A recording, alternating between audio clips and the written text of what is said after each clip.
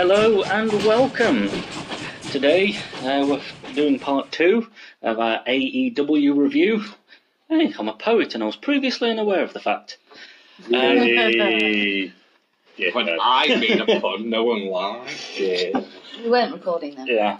Mm-hmm. So, our previous episode we did Double or Nothing, and we went on quite a bit of a tangent on that one. In this one, we're aiming to get Fyter Fest. I didn't mean to sound quite as West Country as that came out, but it's spelt that way. Fyter Fest and Fight for the Fallen. In the room we have. And, well, I'll do it. I was literally about. That was literally the next sentence out of my gob. Twins. Yeah. Introduced by Johnson, and we also have Burns. Straughan. Kimbo! Who's apparently felling trees by that sound. Alright, super bad. So, I wish I was that handsome.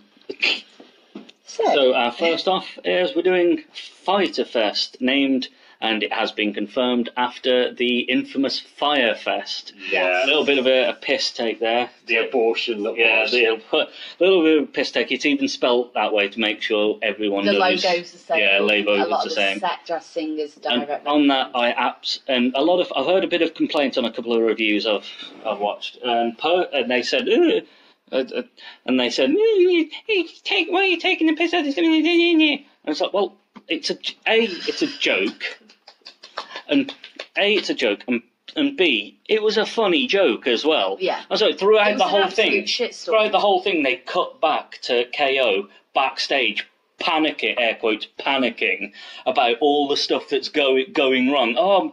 Blank 182 have pulled out, whoever they are, and so on. And it was a fun gag for the thing. And people saying, oh, it's not topical. Well, it doesn't have to be. That's the thing with jokes. We know what a thing happened. People still make jokes about things 20 years old. It's still funny, isn't it? In a world full of gimmicks, they moaned about the gimmick. Yeah, exactly. The irony is completely lost on them, I think. Mm. Speaking of things that may be lost on you, by KO, Alex McKenny Omega, not Kevin Owens. Very sadly, he doesn't wrestle for AEW. Oh, right. Yeah. I'm in charge of what's on the card, aren't I? Yeah. Let's sort that. Smooth transition between. That was an awful transition by my reckoning. I'm normally better at those. That was as slick as a greasy weasel, mate. That was...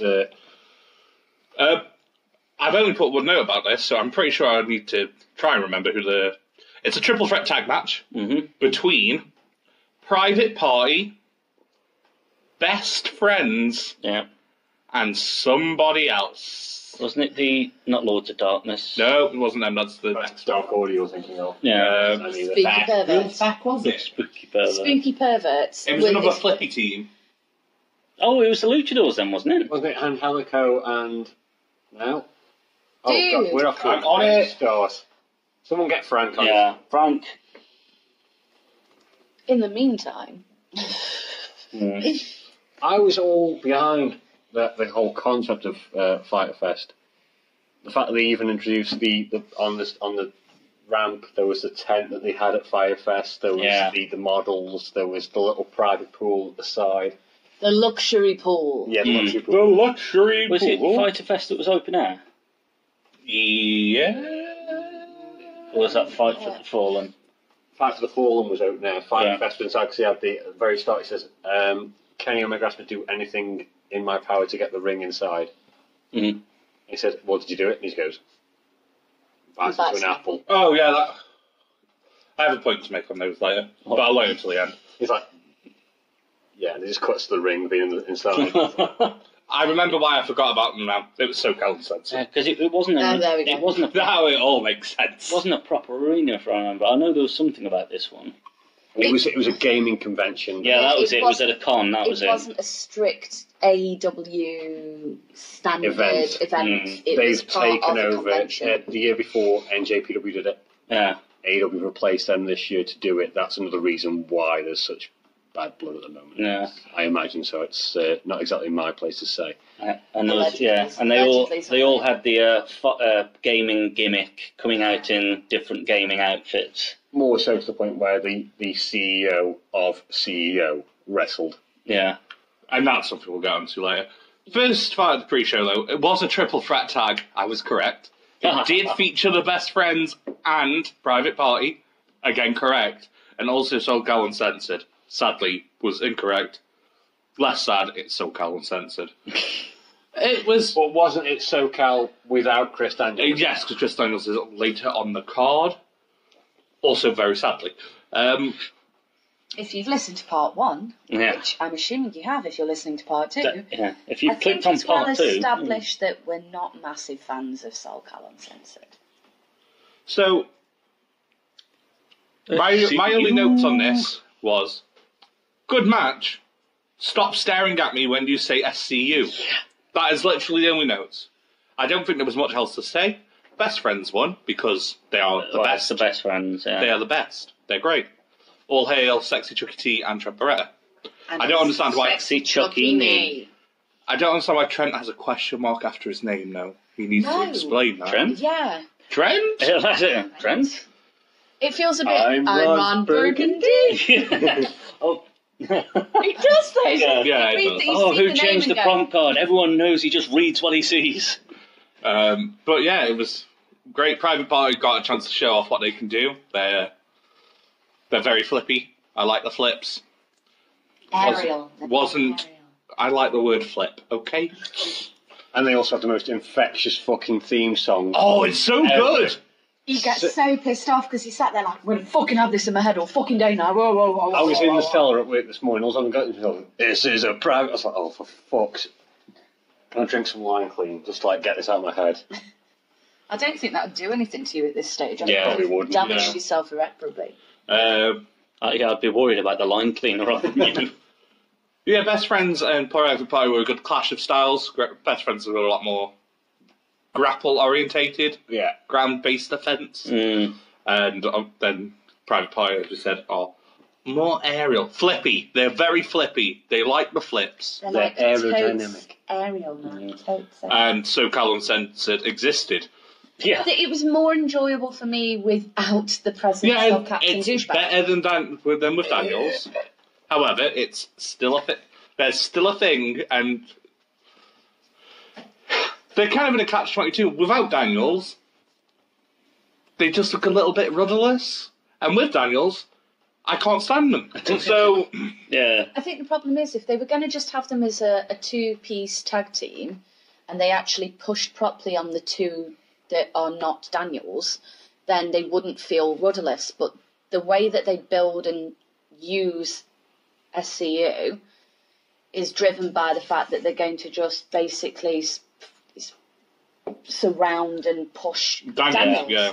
So when they're without Daniels, they look like they're missing a limb a little bit. Yeah. Not in like their skill, because they're fucking. This guy I could watch all day long. He's Frankie. really I said it in the first part, but Frankie Kazarian is no slouch in the ring. Very good, but there's that disconnect, like we said in the first part, and it's probably caused by no, it's not probably. It's 100% caused by Christopher Daniels.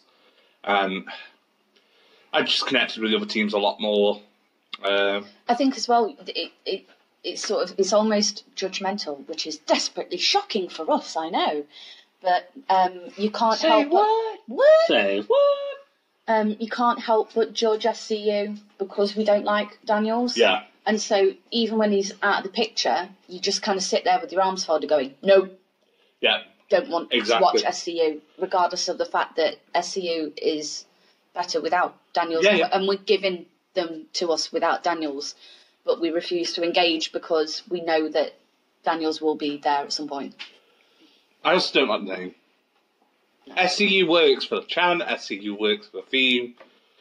It doesn't suit two of the wrestlers in SCU. Scorpio Sky, if someone went, Scorpio Sky is from Southern California, I'm like, oh, okay, that makes sense, yeah, okay, I can buy it. Frankie Kazarian looks like Vinnie Jones. Look at the man and say he doesn't look like Vinnie Jones. And then Christopher Daniels looks like your dad went to the beach on a sunny day.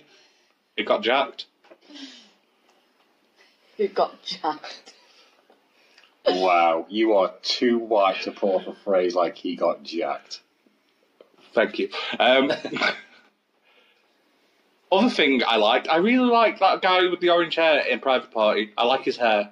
I forget the names as much as I love them. I believe it is it's Mark Quinn. Sorry, Mark Quinn. Isaiah Cassidy's the other one. Yeah. I like both of them. I really, really like them a lot. He does look like Vinnie Jones. I've just got Frank on it. 100% he looks like Vinnie Jones. It's terrifying. If Vinnie Jones became an aerial-based wrestler, he would be his area. I would pay good money to see him take a bump. Apparently he's going to be an X Factor celebrity this year. Oh, fuck off. That's the thing. Yeah, it was a fine intro to the event.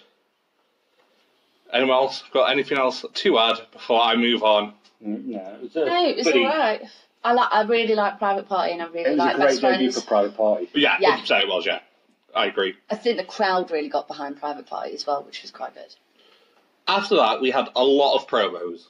A lot of promos. There was the Bucks promo, the Kenny promo, the guy with the apple promo, another Kip Sabian wasn't in this bit.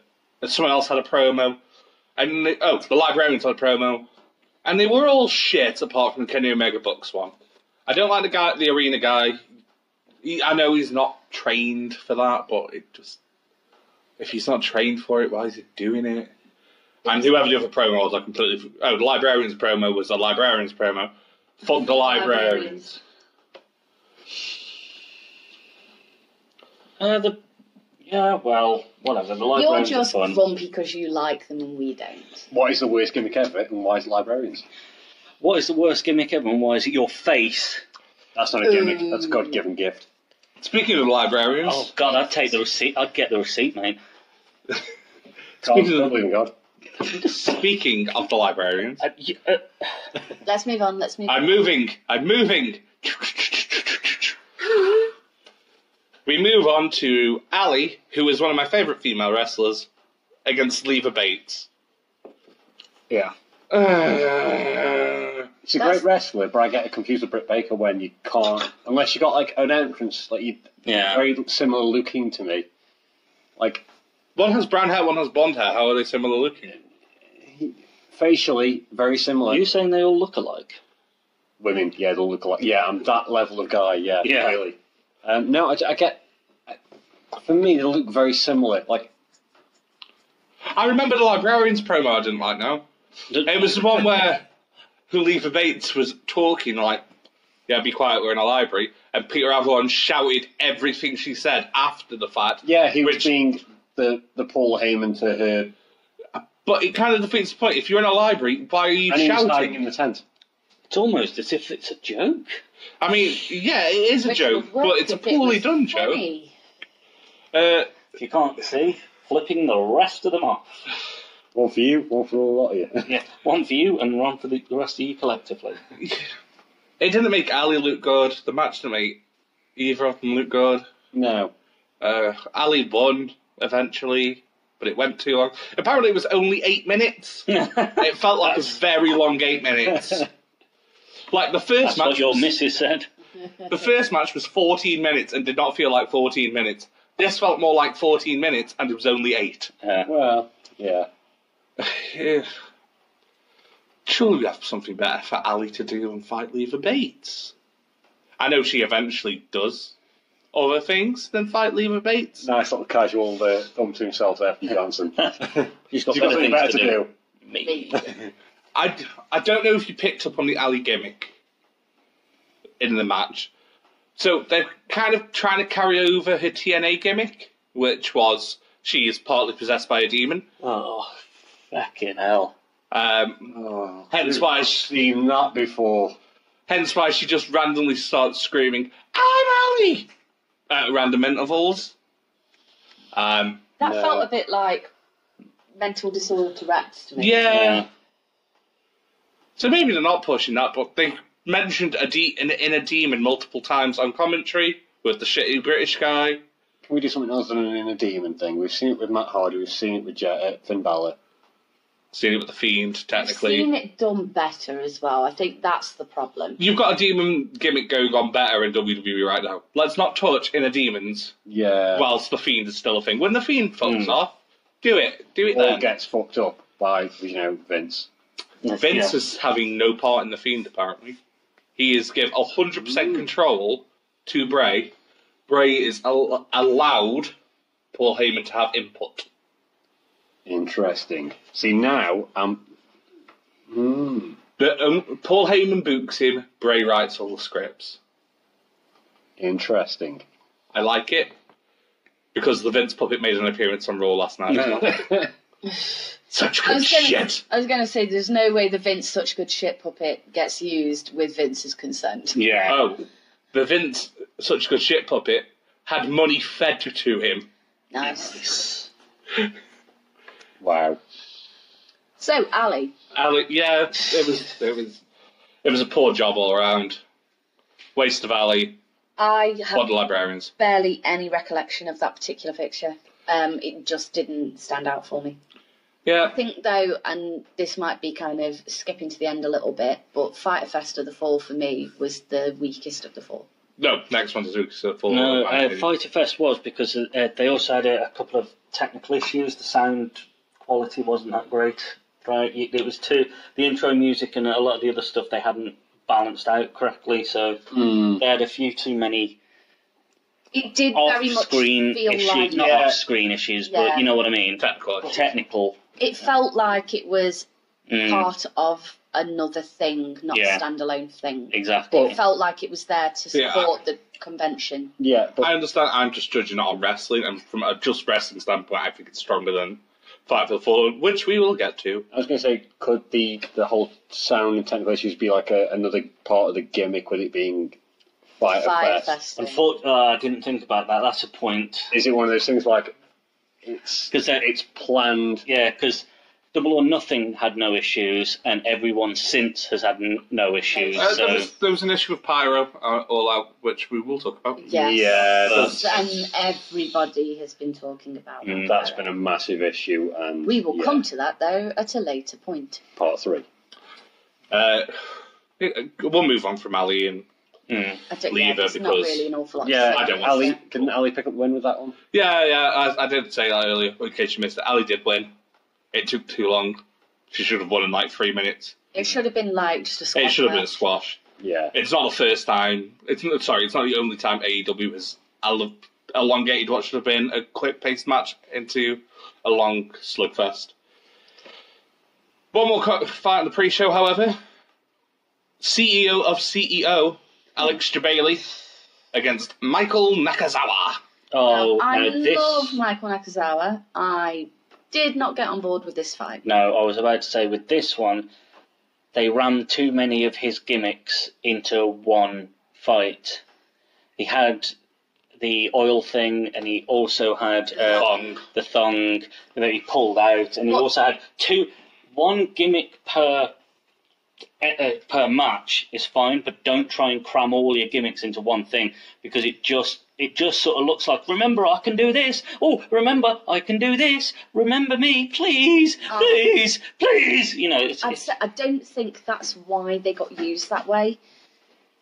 Fundamentally, that match was a professional wrestler against an office job guy. It was Alex Jabali sucking his own dick. Yeah, basically, it was not in a horrible way. If you were in the same position, you'd probably do it. But maybe not pick Michael Nakazawa. However, there was better people he could probably have picked to carry. But it was meant to be kind of just it's a continuation funny, of a feud. Yeah, I thought it was an okay comedy match. Yeah, that's what I mean. It picked up from last time, didn't it? Yeah, but if you weren't aware of last time, it just felt a bit like, oh, okay. Yeah, with NJPW doing it the year before and it being a continuation afterwards, you could tell that Jabali wasn't a wrestler. He just wanted to get in the ring. Yeah.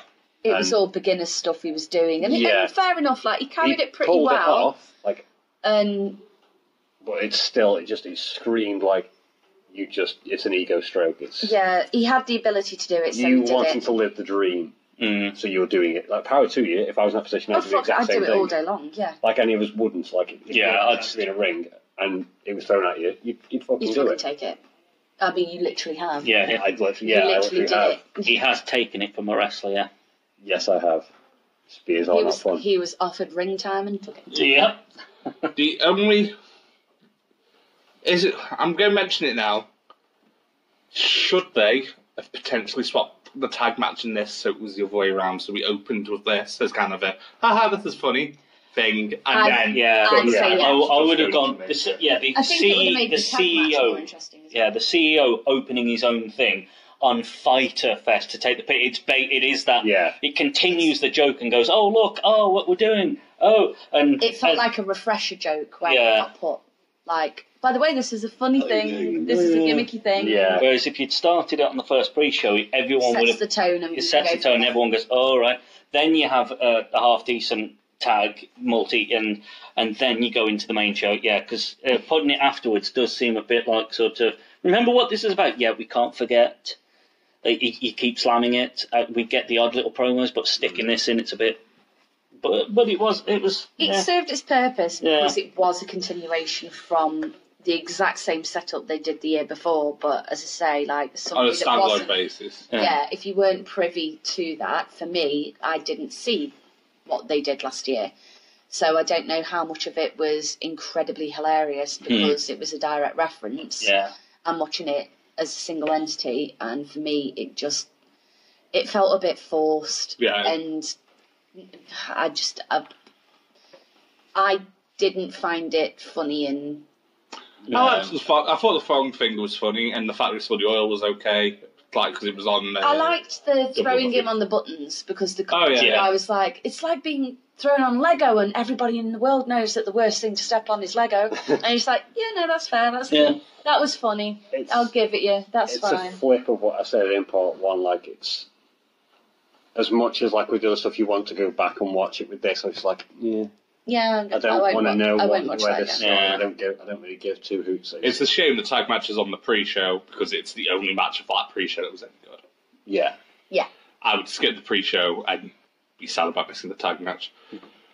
I'd also probably miss the first match of the main card, Seema versus Christopher Daniels. Yeah. Oh, just two guys. I can't get it. Technically, it's very good. Yeah. Like, you watch it and you're like, oh, I should like this. Yeah. And I just can't. No. It's just so disconnected. It's so... It's contrived as well because Seema was obviously going to win because he was against Omega in 2 weeks' time. Yeah. Just... It felt a bit of a wrestling by numbers job. This should have been on the pre-show, and Soul Callan says it should have been the main show. Yeah. But Daniels would not have that. He's not going to do pre-show. He's not a pre-show guy. Let the other two guys do the main show. It's not going to happen. Yeah, damp squib. Yeah. I don't think anyone's... We're not going to sit here and talk shit about Christopher Daniels. We did that in part one. Yeah. If you want to hear his bad about Christopher Daniels, go back to that. Yeah. We did it really well then, when we cared. Yeah. We're now bored. Yeah, I was going to say, it didn't matter. So. And we've still got 2 more Christopher Daniels matches to talk about. Okay. Moving on to something good. The triple threat women's match. Riho versus Nyla Rose versus Yuka Sakazawa. That was a good match. Yeah. Great match. It was nice to see the two of them working together to take down Nyla and then turning on each other. It was that nice sort of... It was a good... it was continuing on from what we were saying about the Japanese girls in Double or Nothing. We got introduced to them. They were, oh, this is good, it's different, but you didn't know kind of who to cheer for. Yeah. Nyla made that very clear who you cheered for, the damn Japanese girls. Yeah. Nyla's going to be an amazing monster. Yeah. She's going to be the big bad, isn't she? And I think it was just well executed. And I think it was a marked improvement in terms of the women and the way that their matches were utilised and put together. I think over the course of the 4 pay-per-views, I think by the time you get to All Out, the women's matches are fucking bang on. I liked all the women's matches. They were absolutely... Spoilers, in my opinions, but they're all very All Out. There's already a marked improvement between Double or Nothing. Between the pre-show one and this, there's a massive improvement. The Women's League's going to be something really interesting to watch moving forward because they seem to be coming out the gates already deciding that they're not going to be doing the silly, girly, cliche, gimmicky shit that has been kind of pounded on constantly. Like the belt that they're going to be playing for, it looks exactly like the guy's belt. Like there's none of the glitter it looks and the slightly sequins. different, but it looks like an actual belt rather than. Yeah, it's that kind of. It's almost like belt. it's not a butterfly belt. Yeah, it's it doesn't look out of place side by side with the men's belt, and the matches they're not. It's not a silly slap fest. Yeah. And just a soft focus on somebody when they come out, and it's none of that bitchy back slapping. But there's already been stuff kind of that like little seeds have been planted where there's going to be rivalries and there's going to be beef and there's going to be fights.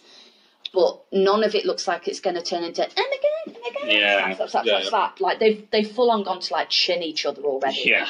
And it looks as mean and as serious as the men rivalries are going to be. So I'll doff my cap in that sense. It's because they're picking and they're using and utilising independent women wrestlers. They're not hiring and signing models who want models and dancers and anything like that, which WWE are obviously famous for. They're utilising people who can wrestle and want to wrestle and want to push themselves to the limit. And that's what sets them apart, and that's why, for me, the women's division will be amazing. Yeah, it's going to be extraordinary. I'm really excited about how the women's division is going to go. Some of the faces we've seen already, if we're going to just say, like, at this point, at Fyter Fest, what we'd seen, and ignore the other two pay-per-views for now, which is what we're trying to do.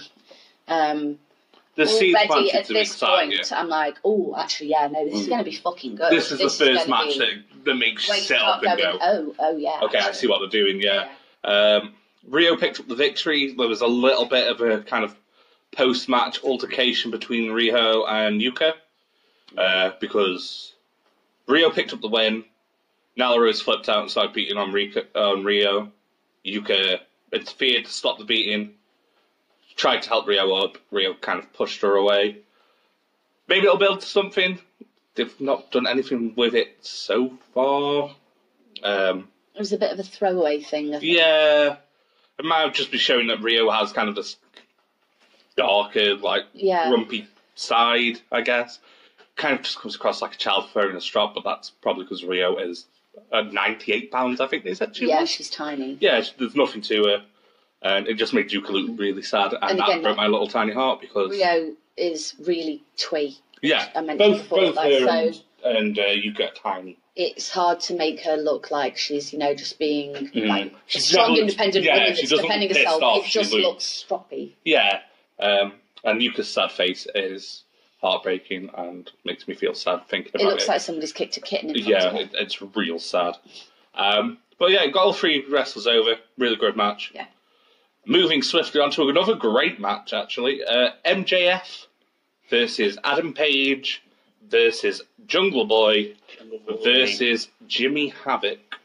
Yeah, this was really fucking just good. Excellent way of showing all four off. Absolutely. The MJF promo when he came out and just said he was better than everyone. Great. Offending as many people in the room as possible. Isn't this the one where he delivered the line where your mum swallows? Something like that, yeah. And I was just like, wow. And I was worried that what we saw in the first one of MJF was just going to be a bit of a throwaway thing, and he's not going to be able to maintain that level of country. But no, he's maintaining and he is exceeding. That mom whose basement you live in, she swallows. Yeah, and also at a video game convention going, I used to love video games, and then I lost my virginity. I love the fact that the camera then cut to some nerds, quote unquote, as I can't say this, I'm a massive one, but cut some nerds in the audience going, just sort of looking, really, bitch, for fuck's sake. And then he goes like, joke. I mean, you've got but guys, I'm one of you. I'm like a level 45 pallet or whatever he said. Like, paladin, warlock, blah, blah. I really like MJF. Like, I really love to hate him. Like, I hate him, but I love hating him. It's the same when Mrs. Heel, like, you have that same, like, oh, fuck you, buddy. Yeah, he's such an engaging heel. Yeah. And I'm really excited to see what they do with him. It's going to be really fun. This match was won by the Hangman, Adam Page. Of course. Buckshot Lariat, Deadeye. I believe he pinned Jungle Boy. He definitely did pin on MJF, and I don't think it was Jimmy Havoc. I'm going to say it wasn't Havoc. I know it wasn't Havoc. Deadeye just makes me so nervous watching it. It's a backwards tombstone. It's so fucking dangerous. It's terrifying. The Buckshot Lariat is bad enough. The Deadeye is no. I can't. He's never injured anyone with it, which is that is a safe set of hands, isn't it? How that guy hasn't killed someone yet or paralysed anyone. How do you know he hasn't? How do you know that wasn't his indie career and he's perfected it over the years? There's a stream of crippled people in hospitals watching the thing on TV going, prick. Because they made a massive deal about it when NGPW signed it. They were like, this guy has never injured a fucking soul. Yeah. That's it's a big deal. Like your reputation for the moves that you do. If you are safe hands, then people laud that. Do you know, I don't know if you'll get it. Okay. How he wrestles kind of reminds me of Taker a bit. He's got a bit of Taker in him. I see a little bit. I get the point that you're making. Like I'm not going to argue with you. Like, which is unusual. Yeah. He just makes me think of Stephen Amell with long hair. Facially. Yeah, I see it. And then the hair makes me think of Vintage H. Yeah. He's Vintage like H the with a sexy Amell. love child of H and Stephen Amell. Who's been trained to wrestle by Undertaker. Yeah. Uncle Undertaker. Yeah. Uncle Taker. Yeah. Do your move, but backwards. Go on, then. I'll do your move. Oh, wait, no. That's not how... I don't even want to know how you've done that. Just ignored it. I do just have visions of Taker, just sit twitching, watching him, going that's some serious shit. How the fuck? What? No, and turns it off. Just walks away, goes and reapplies his eyeliner. Redyes his hair again. Yeah, I did. It looks like, if I showed you my notes, it looks like I wrote a whole paragraph about this. I put, about the match, match was excellent, shows all 4 wrestlers off, and then just gushed about Adam Page for 5 lines. Is he your new ham? No, 100%. It's not. He's probably a handsome man to some. He doesn't tick any of my boxes, but as a wrestler, I think he's really strong. I think he's going to be definitely one to watch. He's being used really well for somebody that's sort of newer. Yeah, compared to the people he's very young against. as well, isn't he? Yeah, he's 27. 27. That's crazy. I know, it's outrageous. That's what I mean. When people say oh, you're a wrestler, to me, but I'm pretty old for a wrestler. You're probably about prime age for wrestling. Yeah, I'm at what should be my prime age, but I'm beginning. I've done 23 seconds in a ring, so I'm hardly vintage. Yeah, but he's reaching peak. So where he goes him from in here, 2-3 years' time, it's going to be terrifying. Oh yeah, I think he's going to be one of those names that in 10 years' time we're going to be like, oh, fuck. Can you remember when he first came onto the scene big? And can you remember when he killed Joey Ryan? Page killed the guy. You might want to hide out for a while. Yeah, sort of. It was really good. I think all 4 of them, Jimmy Havoc as well. I just wanted to have a moment just to be like, what the fuck? that guy. That man's not going to live to see 50. Oh no, he's not going to live to see the fucking live tapings. He'll be dead before AEW reaches television. That man. Wow, I dread to think what he has shat out in the past 2 days. The amount of thumbtacks he must have swallowed. The fact that as he walked out of the ring, he was chewing. What the fuck was he chewing? That is worrying. Teeth. Just teeth. Somebody else's teeth. Yeah, not even his, someone's teeth. Just there with fucking thumbtacks, just chewing. It's the staple gun. It's the whole package. The man's terrifying and endearing in one package. All at the same time. That's it, he should be a heel, and I'm pretty sure he's supposed to be a heel. I thought that. But he goes over as a face, but with all the heel shit. He's like an anti-face. Yeah, he is the Deadpool of AEW. Yeah. You shouldn't want him to kind of win or succeed, but you end up cheering for him anyway, even though he's an absolute fucking psychopath. Yeah. He's absolutely terrifying, but you can't take your eyes off him. He's king of the death match, and rightfully so. He's earned that fucking title. He's going to end up being kind of central to hardcore matches, and AEW are going to continue to do hardcore matches, and that is not a bad thing. Because how they've done hardcore matches, we'll talk about it. We've got the first one coming later. Yeah. Well, technically we had the first one with Mike and Nakazawa. Well, we'll ignore it and just pretend the later one is the first one. Everything they've done is great. We haven't gushed on Jungle Boy. Let's do that before we move on. I love Jungle Boy. Jungle Boy. So, do you know who Jungle Boy's dad is? No. Jungle Man? No, his dad is the actor Luke Perry, who's recently passed on. Bloody hell. He passed, I think, there's less than a month between Double or Nothing and Luke Perry died. Yeah, it was, yeah. So he goes into Double or Nothing, having just lost his dad. It's spectacular. And then goes and does this. He's had a real up and down year. He turned down WWE, and at the time I was like, that's a real stupid decision. You don't know what AEW is going to be, you fool. However, he's so perfect in AEW. Yeah, I think he probably knew exactly what he wants to do. Yeah. And are you going to risk that being watered down in WWE? It's a well-documented fact that the talent, unfortunately, do not have direct control of how they are portrayed by the network. And someone of his size would have gone to 05 Live, let's be honest. Oh, yeah. 100%. So he'd have been buried. And they wouldn't have signed Luchasaurus, so we wouldn't have Jurassic Express, and everyone would be a lot sadder in their existence. Yeah, I think Jurassic Express is just, it makes me so happy, I can't even. A small boy. And his dinosaur. Like, the dynamic between them and the energy, like, they've got such good chemistry. And Luchasaurus moves. Yeah, that's ridiculous. And Jungle Boy is ridiculous. It's just, they're just fantastic. Okay, I'm not going to start talking about this much. I'm just going to say what the match is, and then I'm going to leave it to you three, because my opinion doesn't agree with yours. Cody Rhodes versus Darby Allin is up next. Oh, what a match. I loved it. Oh my God. Highlight for me was just the bit where Darby spins somehow in the turnbuckle, hits the turnbuckle, spins through the top and middle rope, and then falls out. How that is possible? It defies physics. I think they played well against each other. They bounced off each other quite well. I was engaged for the whole thing. I think I know why you're not happy with this matchup, and you can't judge it on what happened at the end. Oh no, that's not the only reason. I've judged the post-match promo on it.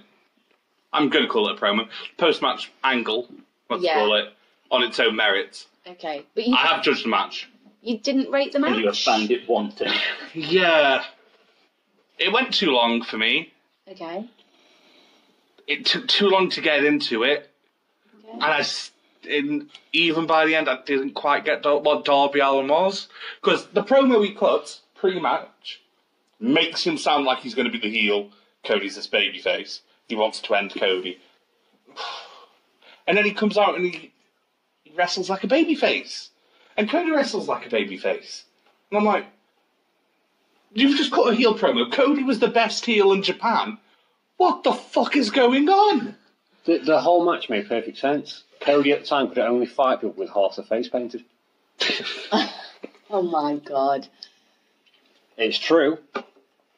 Tell me I'm wrong. You're wrong. I won't tell you you're wrong. This match ended in a tie. Oh, we hit a time limit. I liked that aspect. That was cool. That's something as well. I think I mentioned in part one and never came back to that.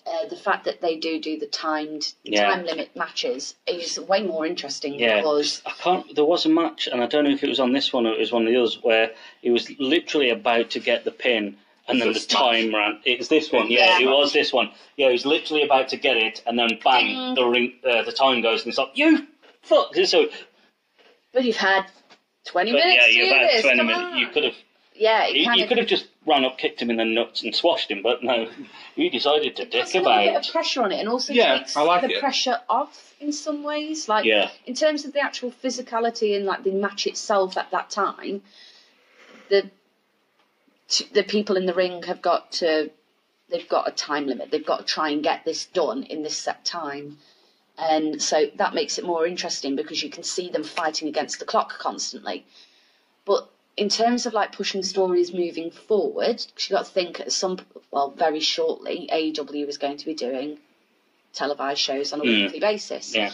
Having things like time matches, it's going to be great because you're not going to get you're not going to have to run constantly with he pinned me in an illegal way, or it's going to be like those matches where they're so well matched that it comes down to the wire and the bell goes just before something, and you don't know whether or not, like, he was close to getting that pin, but would he kicked out? And it leaves that ambiguity, and it keeps everything stirred and festering and brewing for longer, and I think that's really fucking interesting. That's really fucking cool. Mm-hmm. Yeah, and the fact, obviously it doesn't affect this match, they've removed it for title matches. They've taken the high road, which WWE would not have taken if they brought time limits back. They have made it so a title match cannot end in a tie. What a smart decision. Why would they? Why? Why would they end in a tie? Yeah. But WWE would. Oh, yeah. So, yeah. Yeah, I get why you guys like it. I get why the internet likes it. It just wasn't for me. I like Cody. I like the idea of the internet just being one person. It's a collective opinion. I went to multiple polls before writing my notes and saw I was in the minority, and I was like, I'm okay with it on this occasion. Because normally it makes me think I'm wrong. But not this time. I just think I'm different. Yeah. I did like it. And I think I left that particular match wanting to know and see more about Darby. I wanted to see more about Darby. That's one thing you did do for me. It whetted my appetite for it. I didn't get it, but I wanted to get it. Yeah. It was the intro that they gave to Darby as well, like when he's walking into the ring with the body bag with Cody spray painted on it, and he says at the age of like 7 or 8, Cody, his uncle, killed or died in a car accident. Died in a car accident with Darby in the car. Accident. Yeah. Darby was involved in the car crash. Oh, right. Or, yeah. Well, yeah. And he said that at that point he lost all faith in humanity. Yeah. So he doesn't care anymore. He just wants to hurt people. Which I tried to get. But the problem, like I say, the big issue for me was Darby had been presented to me as a damn heel. Yeah. Bringing out a body bag is not a face thing to do. If you're a good guy, you're not bringing out a body bag. No. Yeah. But then he wrestles like a damn babyface, and I'm like, what the fuck is going on? It's to keep you guessing. AEW do not apply all wrestling physics. Yeah. But a wrestling physic they have since started to apply is getting rid of headshots. Motherfuck, why did this exist? Who signed off on this shot? Yeah. To be fair, that headshot clearly did not go as scripted. I don't think anybody intended for Cody to take a hit that bad. He needed his head stapling. But he still was meant to take a chair shot to the head. You don't endanger your... Could you imagine at work, they're like, okay, cool, you can come to work and we'll pay you extra, but... I've got to punch you in the head. Even better, you've now got to cross this moat, across this narrow plank of shark-infested waters. You get to work, you get paid extra. You fall off, I don't care. You've made that decision. Yeah. I'd go for it for extra pay. I'd do it for $5. That's just me. You do most things just for half a pint. Yeah, I would. And I work in a bar, so that's probably why I'd do it for. But I think the thing I loved about that was you see on Sean's face the moment that chair hits, it makes it look like indifference, but you can see I fucked up. Yeah. It's bad. And you just see him sort of drop the chair and he gets shouted at by Brandy and he just sort of walks off. Mm. But you can see in his face like, fuck, I fucked up. And he hides it really well, but you can still see it. Nobody anticipated. I think there was also the fuck up that MGF was the first out to the ring. They've done such a good job of making that make sense. But no way was MGF scripted to be the first guy out to that ring. No, he's impulse reacted because his mate's gone down. Yeah, 100%. So they've adjusted stories. They've adjusted really well in a way that still makes sense, which is not what other things have done. No. They just pretend things don't exist and move on. But I have to everything they've done to react to it has been smart. Yes. the situation should they have done it in the first place is the question. And the answer is no. That's not an opinion, that is a fact. The fact they've changed their mind on even threatening chair shots. Yeah. Or headshots in general. I believe it's proof that they've agreed that is the wrong. Although I'm more than happy for Sean to call himself chairman from now on. Oh yeah, that's great. That's fucking brilliant. It's the greatest gimmick now. It's real smart. That shirt, I want that shirt. I want that shirt, but also the fact that he's kept the chair. Because that's the chair it comes, he's all out, and you can see the dint in it. Yeah. Like, you can still see Cody's blood on the chair. Like, it's like, yes. How good's your eyesight? Yeah, because I could just see hang on a minute. You're wearing a mask, mate. You can't see You can barely see. I shouldn't be trusting you commentating a wrestling match. What I should be trusting is that the Young Bucks and the Lucha Bros put on another masterclass. Fuck me, they're just so good. Yeah. And as if it wasn't good enough, as if we've not been treated with the Young Bucks against the Lucha Bros, they had Kenny Omega and Laredo Kid into the damn match. It was so good. I've got a wrestling boner. That was great. Kimbo splooshing all over the place. Right, I'm going to interject here. That's going to be on a t-shirt at some point. Yeah. I got a wrestling boner. So, I will read my notes verbatim. I cannot recall the last match I enjoyed this much. Pentagon and Omega are next level. Phoenix is so creative. The Bucks are the greatest tag team around.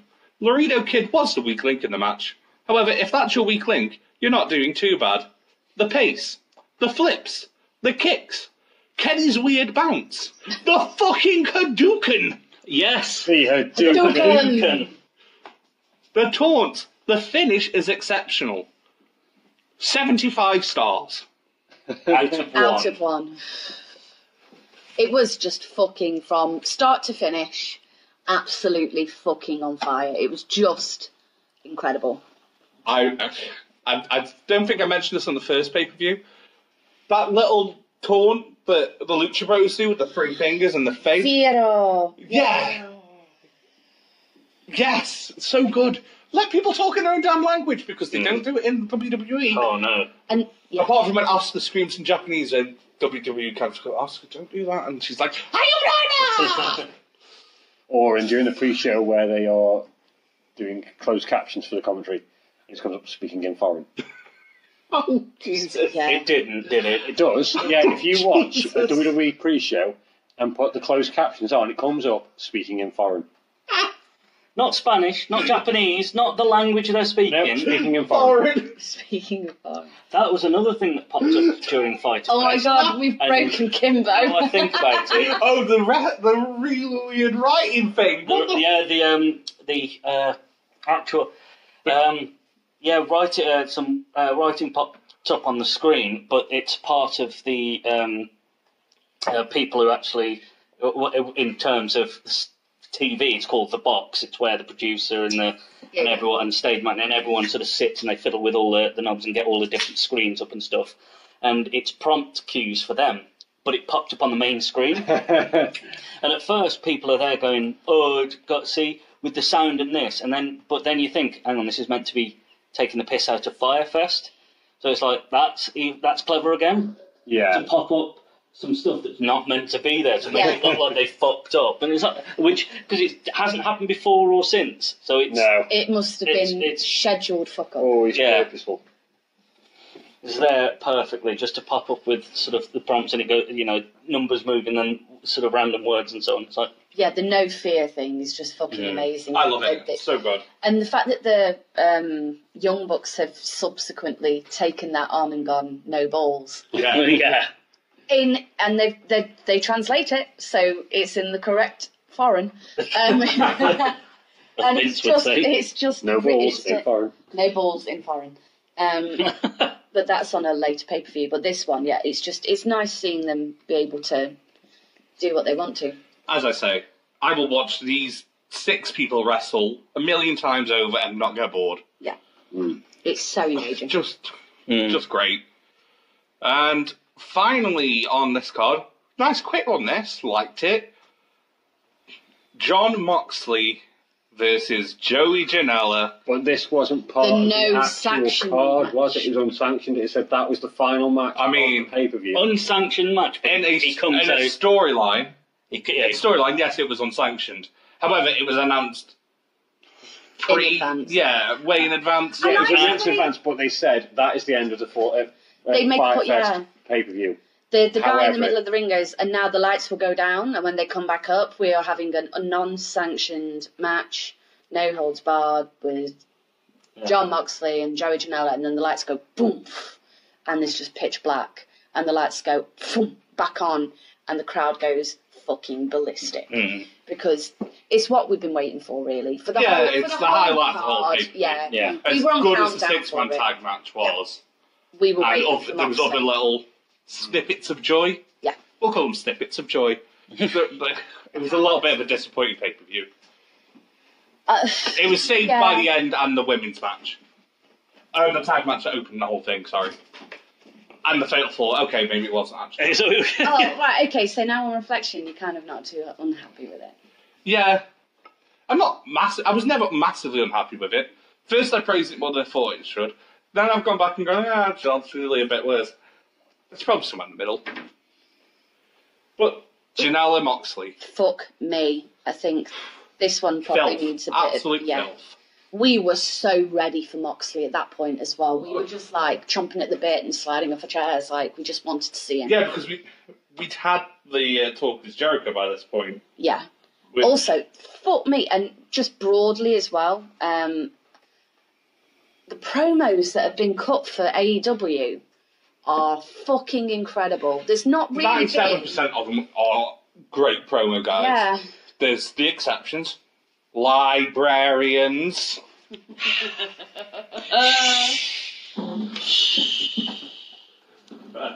But yeah, I agree. But yeah, like Moxley's cut this fucking incredible promo and you're just so geared up for it, and then by the time you actually see the lights go down and come back up and you know that you're about to get the thing that you want, it's just really fucking exciting. And then it starts, and it is one of the most brutal things. It's just, there's barbed wire, and there's boards, and there's tables, and boards with barbed wire, like him being... Two separate boards with barbed wire, and each one of them goes through one. Yeah. And there's the thumbtacks where Moxley pins him, and as he's pinning him, you just see him go, poof, and he spits a thumbtack out because one's gone into his mouth, and he's just... The photo shoot that was done, like, the next day, and it's like, there's some really fucking... I'll have to find them, and I'll put them on the socials and stuff, guys, listening at home. But there's some really cool black and white photos of just Moxley's back, and it's all of the fucked. It is fucked into like a new century. It's ridiculous, and it's just it was horrific. It was really genuinely brutal, and it made you uncomfortable, but in all the right ways. Yeah, like. And when it zoomed in, and to zoomed in on the foot when he stamped on it, to see the tap buried in the foot, and he had to pull them out. It was like, ooh. It was just...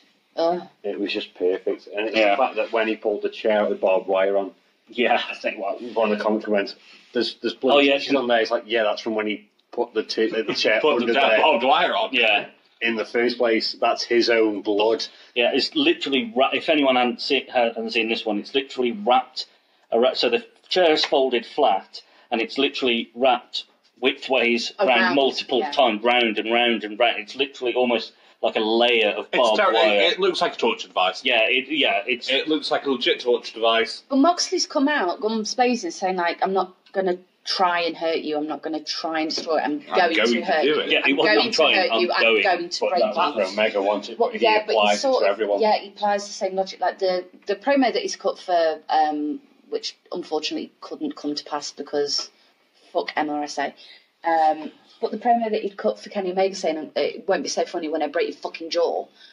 That's the attitude that Moxley started with. Like, he came in, when he comes in right at the tail end of Double or Nothing, and he's launching Kenny Omega off a stack of fucking poker chips, you know that he's come to take names and kick ass and break people's bodies on the way.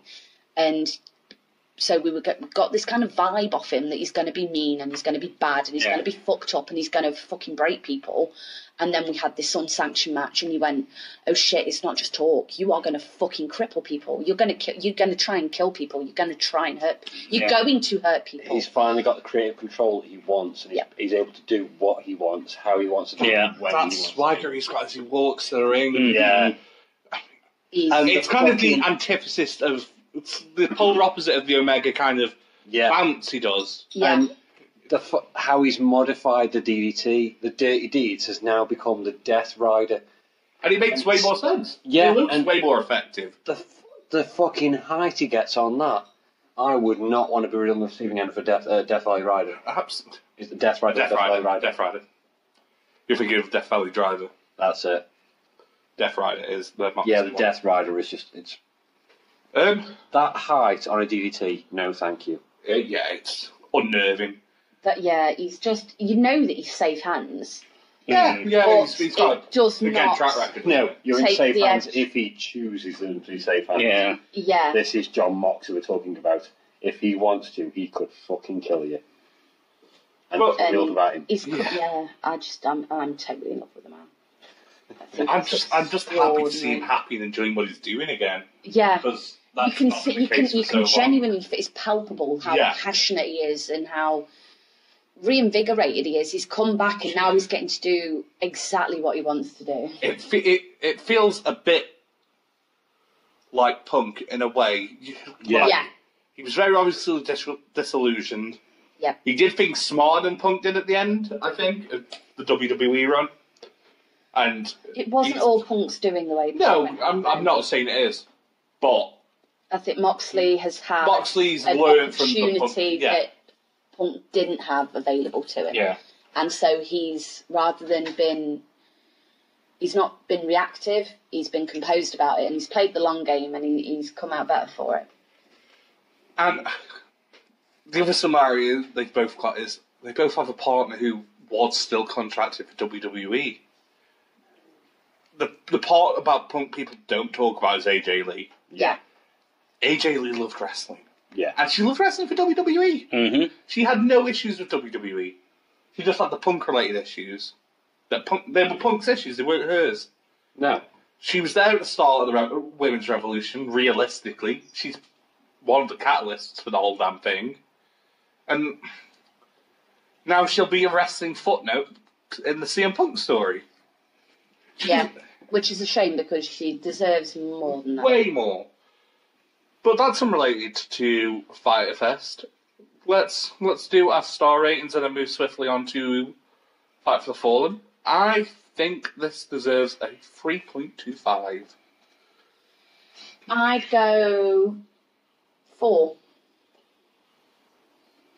Yeah, I'd go 3.75. I think the Moxley match drags it up. I'm joining Straughan on this one. Yeah, the Moxley match is a massive salvation for I gave it a 2.5 on my first For me, it's Cody and Moxley who saved the entire show. See, because I don't have the same reaction to Cody you three have. Yeah. For that match. That's what pulls it down hard. Yeah, it's 3.75 minutes. Everything else sort of... I enjoyed it, but it's... Yeah. It was a good standard match.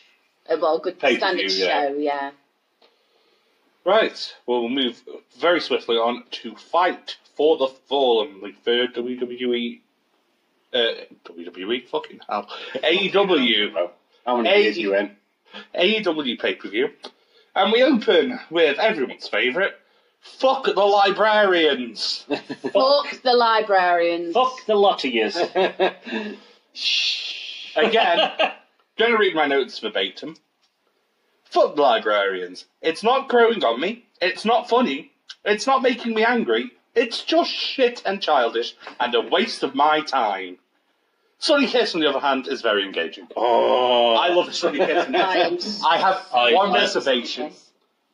If it's about him being gay, no, it's not about him being gay. He's allowed to be as wonderfully fabulous as he is. My concern is AEW may over-fabulous him. WWE would completely have over-fabulous him. I'm aware of that. Oh, yeah, he'd be coming out like farting glitter. Again, I don't... I think he's as fabulous as so I don't think Sonny will make himself. Sonny's just being Sonny. I also think he might need the reins putting on it just the touch. I don't need to see the splits 4 times in a match. Yes, you do. Sorry, I for the finisher, I liked it. And then once to show he could do it, when he did the splits off the top rope onto his chest, and then stayed there in the splits to pin him and to win the match. That was we're completely overlooking as well the most fantastic intro. The intro. Like his the intro was great. Was fucking coordinated. It caught me way off. I knew what he was going in. I knew he was going to be this fabulous indie darling wrestler. Don't think I expected what the Jaguar people called? The Jaguar cheerleaders? They had a name, I can't remember them. God knows. I didn't mind the twerking, I didn't mind any of it. I thought, to watch him in the ring was great. I just don't think I needed the slap, and I didn't need 4 splits. Yeah, he did. Does he do the split 4 times? 4 times. Finisher, once coming into the ring, once as a taunt, once when Avalon does a move on him. Oh, okay, fair enough. No, he should have done the entire match in the splits. Just to take a point. Scooching round on his crotch. Yeah. Have you ever seen those... versus Legless Man? Yeah. Oh, have you ever seen those Japanese races? I thought you were going to say dogs with worms. No. Ever seen those Japanese ladies' races where they do the side split and then run down the side? I'll have to get Frank on this, but... No, mate, because I'm not... I don't have the same Google history as you. That's fair. I don't know. I don't think he needs reining in. No. I think he's not going to be used that much, so I think we're going to see him that intermittently. That will be okay when it happens. Yeah. It depends how he's used on weekly TV. Yes. It's all going to come down to that. On pay-per-views, it's fine. If on a weekly television show he's doing splits 4 times. Yeah. Every week.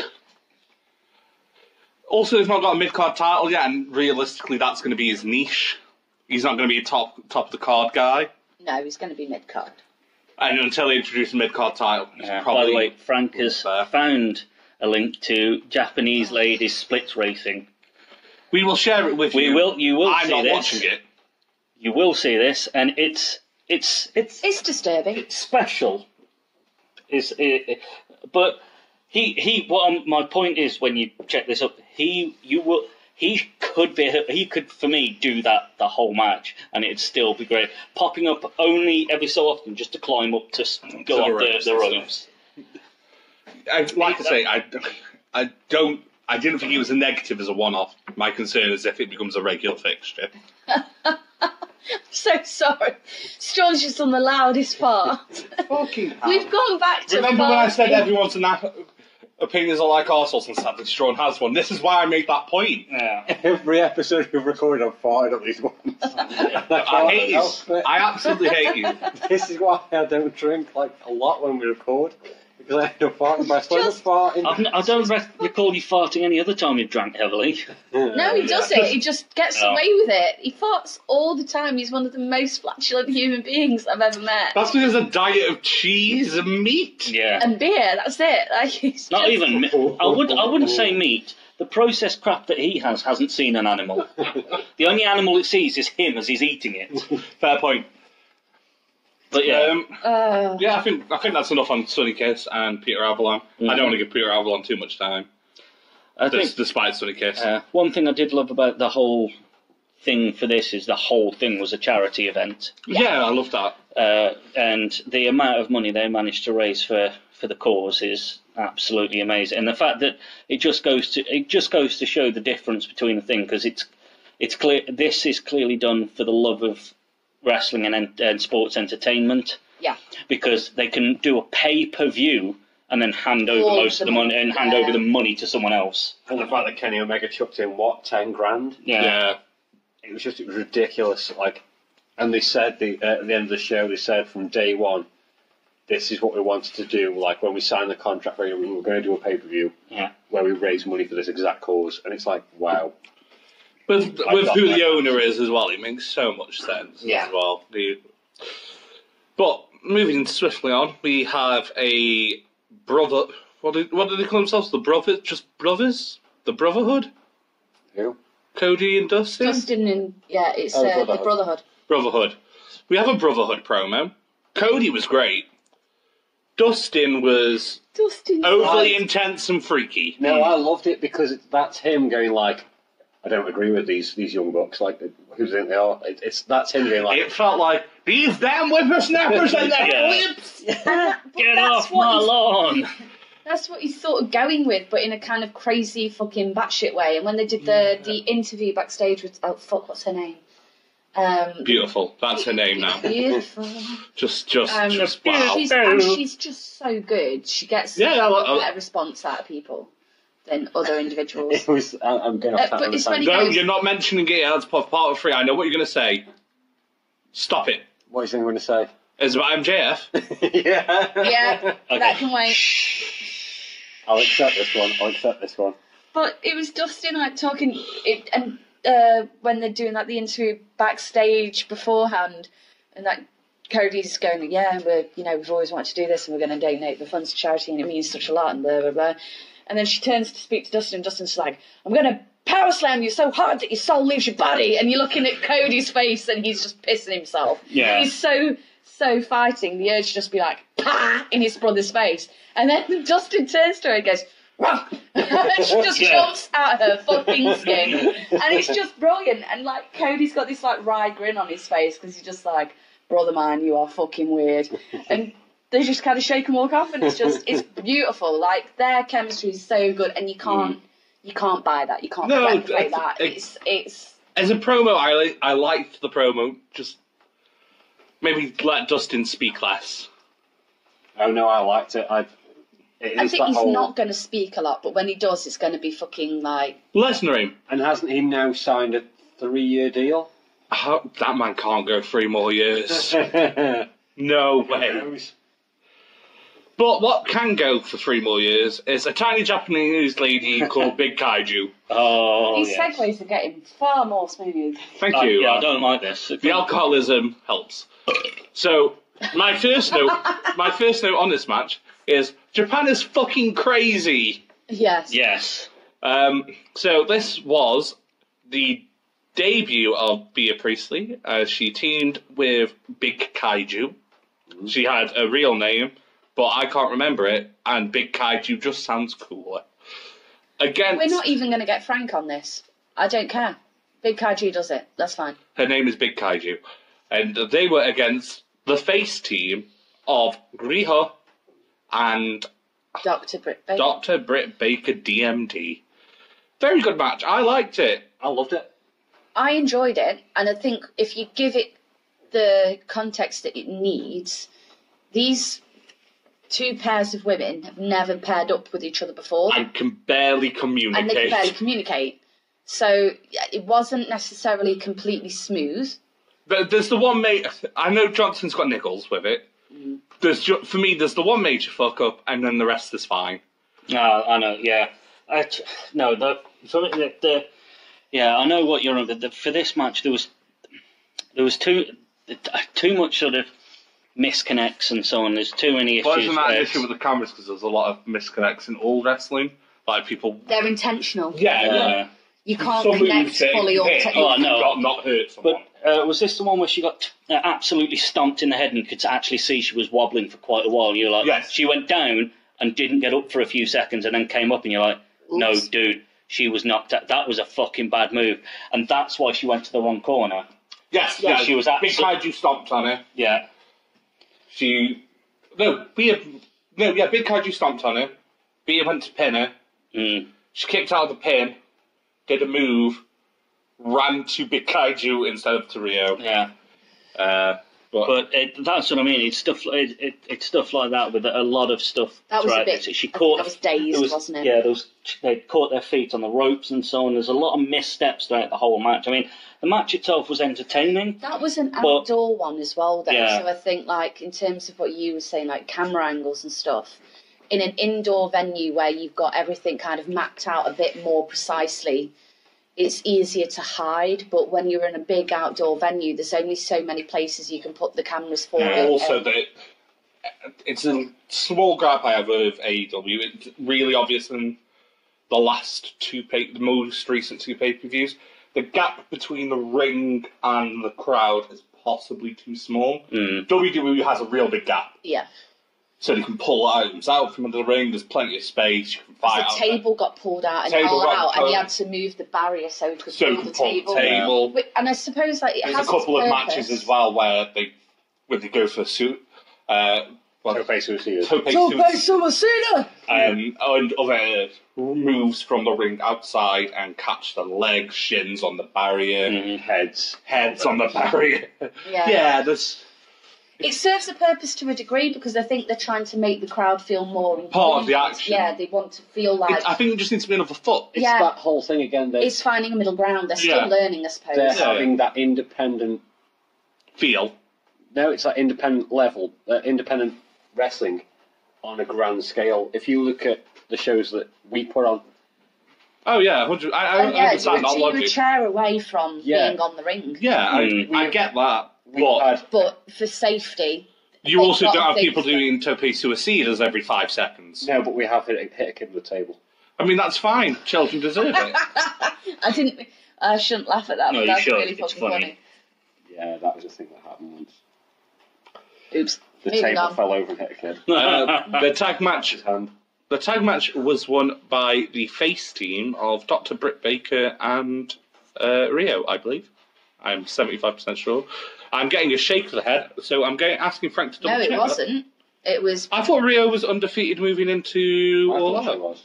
No, Britt didn't win because then Britt and Bea Priestley started kicking off at each other afterwards, and Bea and Big What's-Her-Face went, and then Aubrey helped Britt out the ring afterwards.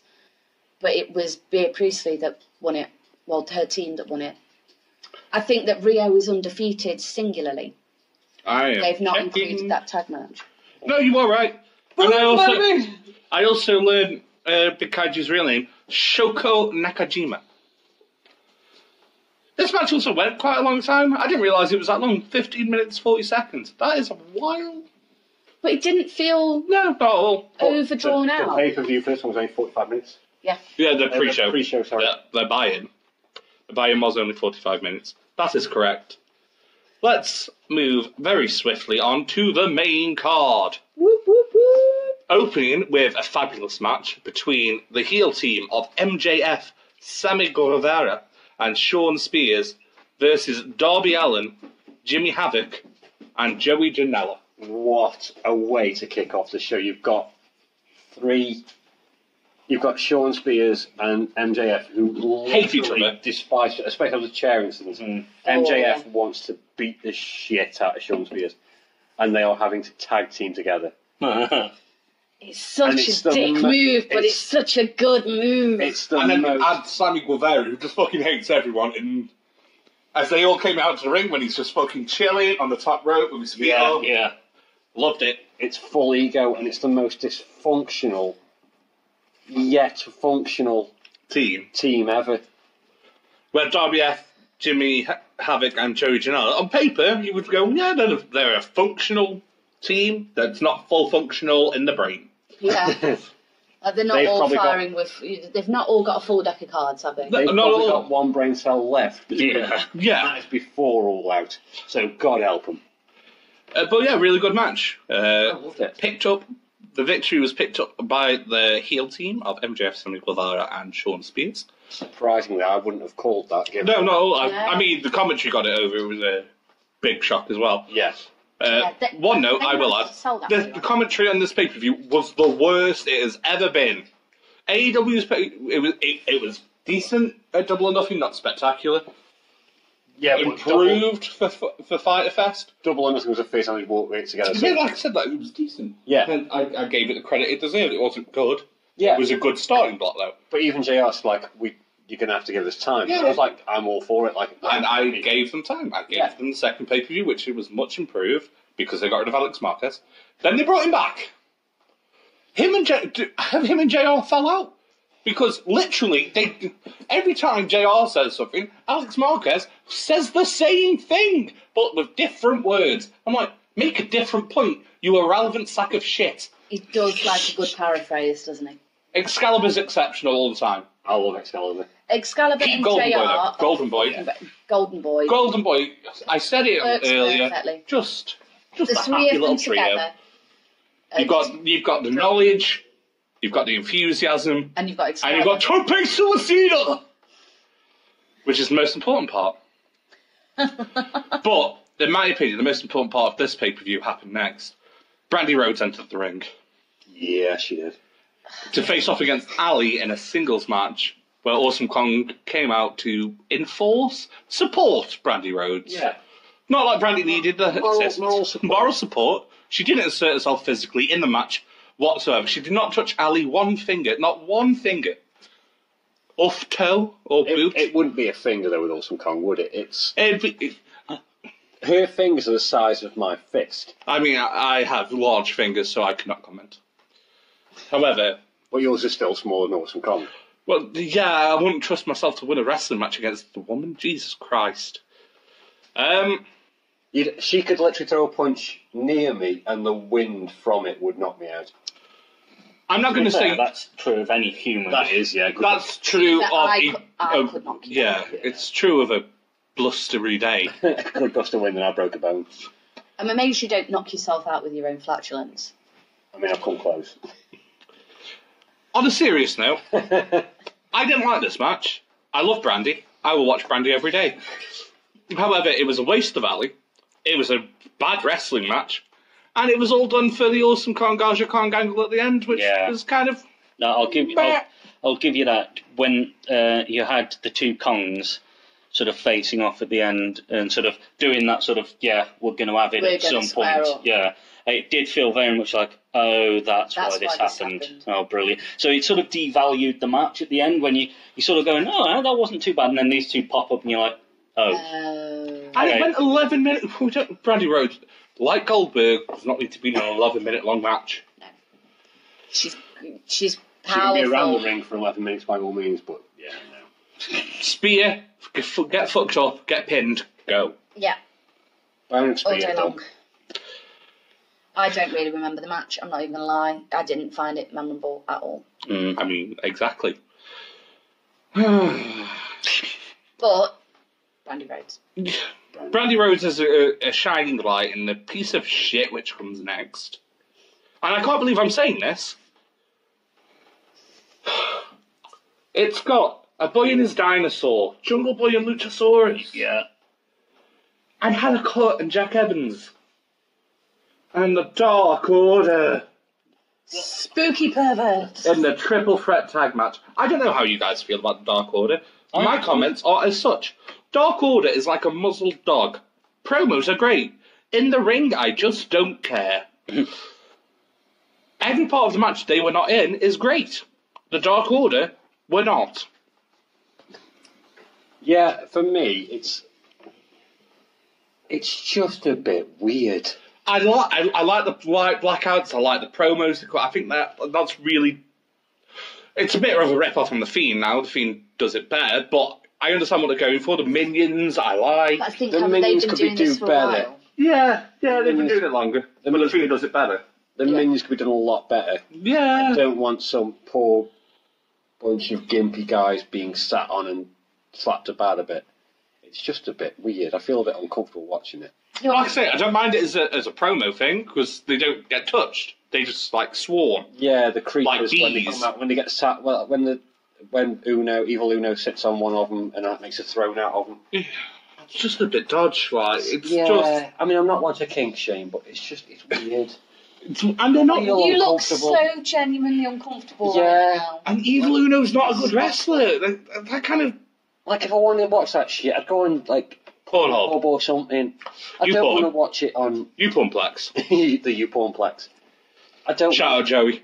We love you. I don't want to see it in a wrestling ring. wrestling in and of itself is a bit homoerotic anyway. I don't want that level of homoeroticism. Yeah, no, I'm fully with you. I can't believe I'm agreeing with you. This is weird. Yeah, you're right. It's almost as weird as the Dark Order is. Like, it's just not right. No, not right, love. Cringeworthy. And you're not normal, love. However, having a certain member of the Creepers there made sense. Yeah. I don't even think that saves it. I really wish it did, but it doesn't. If Luchasaurus can't save this match, nothing can. Even then, like, when you watched it, you noticed something was off about the Creepers. Because you've got, 4 or 5 of them, 6 of them that are topless. And one wearing a top. Who's wearing a top? It's like, something's going to happen with a certain body shape that is very different to the rest of the Creepers. Yeah, something's going to happen with that guy. I'm not quite sure what, but it's going to involve another wrestler. We'll talk about after. Just, I can't stress enough. We're not kink shaming. We're really not. It's a wrestling thing. One of them can't wrestle, and it don't suit him. It's up to him. Yeah. It's not in the ring. The other guy, the bald guy, is actually sitting in the ring as well. Grayson. Is he British? He shouted once and it sounded remotely British. I don't know. But even then, I don't understand him because he's wearing like a little fur thong thing and the rest of them are in black leather. Why? That's because it feels good on his thighs. But it's because of reasons. But thematically, it doesn't make sense, does it? But I think that's the whole problem with Dark Order. It doesn't gel necessarily. I don't think, like, it's a great idea for a gimmick. It just feels like somebody's still half stoned while trying to execute it. Yeah, like, their first promo, they were talking about recruiting people. Yeah. And now they're just beating people up. So you can't recruit people if you beat them up. That just makes them angry. They don't want to join you if they're angry at you. It feels like a high idea gone wrong. We're going to swiftly. Yeah. And that was 15 minutes as well. Yeah, too much time for spooky perverts. I can't be... No, thank you. Do not want. Thank you so much, JR, though, for spooky perverts. Yeah. I want that t-shirt, JR. Okay. I've just seen the rest of this card. Oh, dear. Adam Page versus Kip Sabian. This was good. I like this. Yes, I like Adam Page. I like Kip Sabian. Mm-hmm. I like them in the ring together. More of this, please. Maybe not against each other. Maybe let them fight other people, but... All thumbs up. Yeah. Yeah, it was solid. Like, I enjoyed it. I don't really have anything other than that to say, though. Solid? Yeah, it was a good match, yeah. My only issue with that match is, story-wise, I get you give Adam Page the win. Oh, we've not said he won the last 2 matches. We'll do that after this match. We'll do a 3. Adam Page got the win. Care. I think people care. Okay. Kip, I don't understand why Kip? Why did Kip have to be sacrificed first? Sacrifice the fucking Dark Order. Sacrifice the librarian. It doesn't have the same gravitas. Yeah, like it's a sacrifice one of the 3 faces or one of the 3 heels from that 6-man. You could have picked anyone else. If you're going to get big on Kip, I don't understand why you throw him to Adam. I put Adam Cole. I mean Adam. Yeah, you're getting your brands wide, aren't you? I was talking about Adam Cole in my head. Baby. I get what you're saying, and I sort of agree with you to a point. But if you're being objective about it, would realistically any of the other kind of alternatives that you've put forward for it have resulted in a match that engaged you in the same way? Sammy Guevara would have. Because I like him more than you two do. But also... Jimmy Havoc would have, but then you have to sacrifice him. But Jimmy Havoc lost anyway. Jimmy Havoc's going to be better with Darby and Janela moving forward, and I think they've made a tactical choice. They've put them together a couple of times. Because you weren't going to put Kip in the match. Yeah, okay. But like, Kip makes sense for me, because moving forward, Kip and Paige are going to cross paths again. Yeah. It would be setting a stone to move on. Yeah, I think you are saying... we are going to put Kip up a card. Yeah. This is why. At the time, that was the idea, I imagine. But Pac has now returned. Yeah. So at the time, you had Kip running promos against Paige. But since then, we've had Pac return, and then at the post All Out show, you've got Pac going backstage to the press junket with Paige and going, "We have unfinished business." Yeah, I don't think you're going to build a feud between Kip and Paige anyway. Kip, even in his promos, Kip comes across too positive and engaging to be a heel. Even because he did an interview with Beautiful. That's going to be her code name. We don't really know her real name. He did an interview with Beautiful, and he was lovely in that. Yeah. And that was before he fought Paige. Yeah, I just wish it wasn't Kip's sacrifice for it, but I understand why it was. Yeah, I don't think it was an intentional sacrificial thing for Kip. It was based on what they were doing and what was going to happen at that point in time, what they knew they had available to them and what was going to go moving forward. You've got to think at this point as well, Moxley was still fine, and Moxley was going to be with Omega, and that was that was set in stone. Yeah.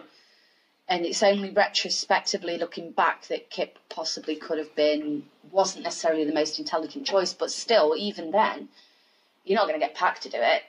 And no, Pac's the only legitimate one that. I think Kip made sense. I understand where you're coming from, though, but I do still think it makes more sense than anybody else would have done. Okay, I'll be in the minority again. I don't mind. You feeling all right? Get back in your corner. Also, this went a long time, 19 minutes. Right up to that time frame, time limit. Real close. For the last 3 matches, Adam Page won Kip Sabian. The Dark Order, God rest our souls, won Luchasaurus, Jungle Boy, and the team of Angelico and Jack Evans. Damn spooky perverts. Fucking spooky perverts. And Brandy won Ali. Woohoo. Moving swiftly on. This is so mixed. This is such a mixed match. I have mixed emotions. Soul Cal and Sense of Virtues versus the Lucha Brothers.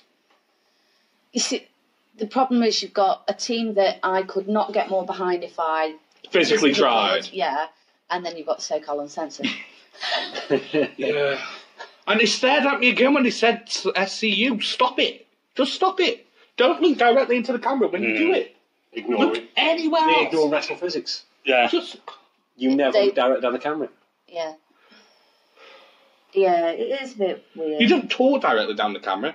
Like, H used to look directly down the camera when he did his thing, when he spat at us. But that's fine because he was spitting at us. I'm okay with that. But you never talk down the camera. That was why Punk. So you're all right with being spat at, but you don't like eye contact. It was like mist. Well, he wasn't spitting at me. He was spitting as part of his theme because it went with the music. Yeah, it's fine. But you're still fundamentally happy having water spat at you over eye contact. Triple H is my favourite wrestler of all time. I would buy his sweat on eBay. I have literally no response for that. Wow. I'm normally very quick on the draw, but I have nothing. I don't think I'd buy any sweat ever, anywhere, internet or otherwise. I'm more intrigued as to how you'd bottle it. I'd imagine you get a rag wiping down after he's done his match. Oh my god. Maybe you could get like the bandana that he wears across his face, because when he takes that off, there's probably... I don't want bald Triple H sweat. I want, like, naughty Triple H sweat. Oh no, I'd have now. That's probably rotten by now.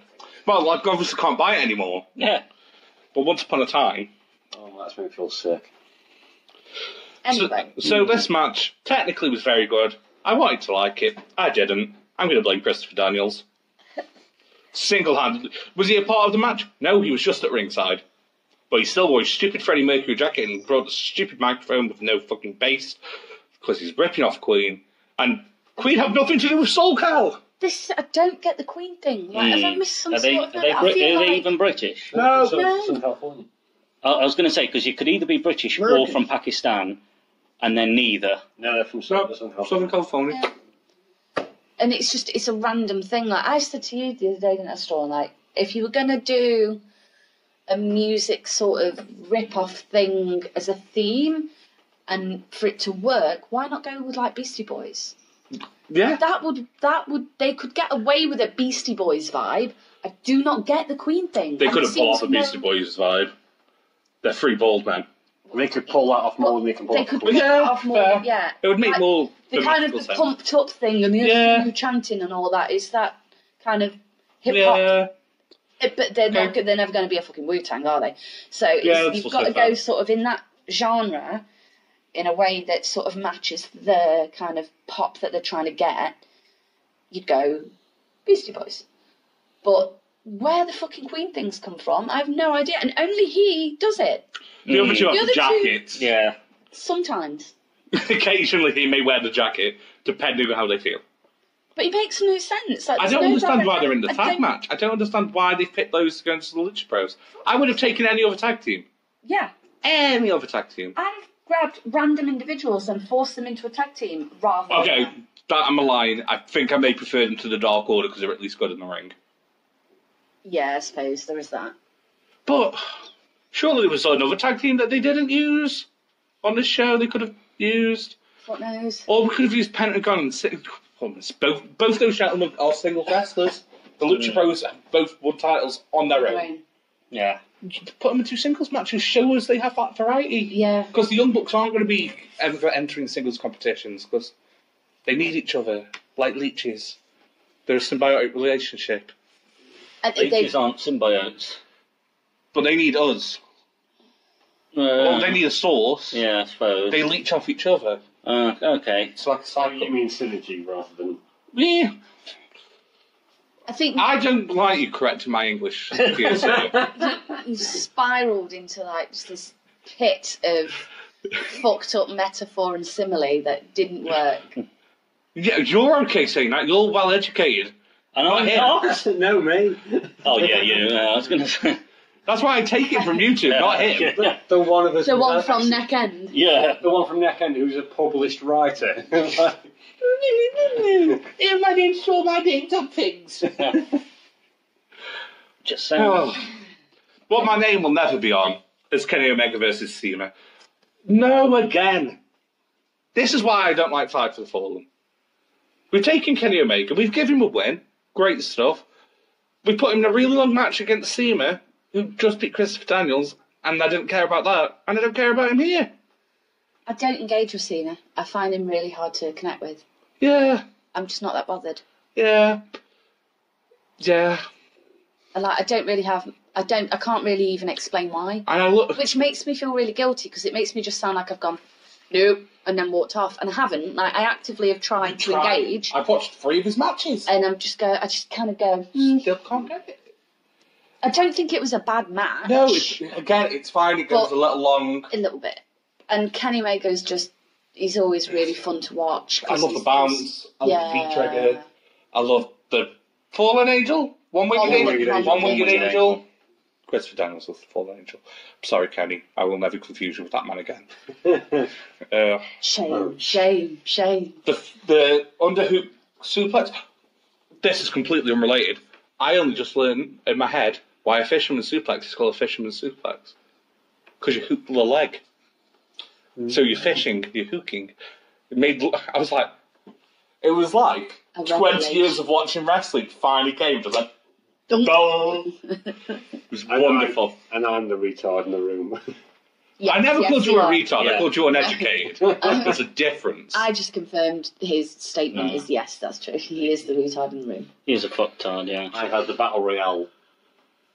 Dunk? Dunk. No, you were stupid before you got hit. Yeah, and anyone want to add anything to Omega versus Cena? No. The shit out of me. Lucha Bros won their match against SoCal because... We're doing really well with this, aren't we? Of course they did. Kenny Omega won versus Cena. I just kind of said that earlier, but... Yeah. Main event. Again, it was okay. I've forgotten what the main event was. It was the Brotherhood of Cody Rhodes and Dustin Rhodes versus the Young Bucks of Matt Jackson and Nick Jackson. Oh, yes. It was fine. Yeah. Wasn't great. It went too long again. This pay-per-view... It was split into short matches and then just 3 really long ones at the end. Yeah. But everything else was like 5, 10 minutes, occasional near 15, then 20 minutes, 22 minutes, 20 minutes. And I was like, ugh, stop. This of the 4 pay-per-views is the one that is stuck in my head least. It's the one I probably watched most recently. It's the but I'm really patchy on detail. Like, it didn't really stick quite so much. I think the card isn't great for this pay-per-view in general. And then I think what should have been exciting about the pay-per-view kind of under-delivered. The Kenny Omega match was a bit bleh. Yeah. The Young Bucks match was bleh. The Lucha match was bleh. And we had all 3 of the worst AEW things. The Librarians, the Dark Order, and Skål. In fact, we had all 4 because we put Steamer in there too. Yeah, I suppose. And we had a bad women's match on top. It was just a bit of a... I don't know whether or not... And it's going to sound like really mean-spirited, and I don't mean it in the way it's going to come out, so I wanted to clarify that just before I make the statement. But much like Fyter Fest was definitely... It felt like something that is part of another thing. It was clearly not a standalone pay-per-view.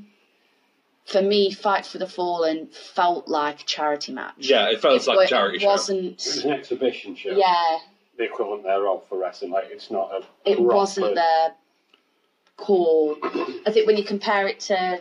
Like, when you look at Double or Nothing and you look at All Out, you go, yeah, fucking hell. Like, they're their pay-per-views. Yeah. I think, realistically, if you're going to be really brutal, AEW have had 2 legit pay-per-views and they've had 2 additional add-ons.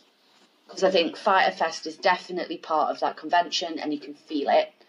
And I think for me, Fight for the Fallen felt like a charity match because it wasn't as committed as the other 2. It's like having WWE's Big 4 and then you've got the rest. Yeah. And then you have the Saudi shows on top. You've got, it's basically for me like Fight for the Fallen felt like Saudi shutdown. Whereas Fyter Fest felt a bit more like a B-level pay-per-view. Yeah. Yeah. Like stomping grounds. Yeah. I think Fyter Fest and Fight for the Fallen are stomping grounds, whereas Double or Nothing and All Out are SummerSlam. Double or Nothing. WrestleMania. Yeah, Double or Nothing's like their SummerSlam. All Out's their WrestleMania. Oh my god, we agreed. Yeah. And we've got... Next one's not until November. Yeah. So it's Full Gear. Yeah. November 9th, Full Gear. It'll be interesting to see if that feels B-level or not. Because they've got... just shy of 3 months between 2.